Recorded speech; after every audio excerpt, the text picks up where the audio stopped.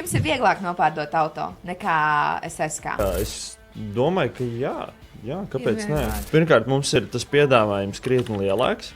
Attiecīgi, tu atbrauc uz vienu vietu. Tas tāpat kā veikalā, tu izvēlējies maizi. Tev ir kaudze ar izvēlēm, tu izvēlējies vienu no viņām. Tāpat arī placīgi. Tu brauc nevis vienu konkrēti skatīties, bet tu apskaties visus un tev iepatikās šitā. Tas varētu būt viens no.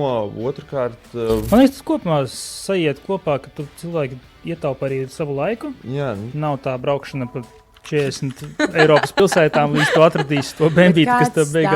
Stāsts, es atvainojos. Jā, romantika ir milzīga. Bet gadījumā, ja nesanāk nopirkt, tad ir diezgan sālīti, jo tāpat tas kaut kādu naudu izmaksā.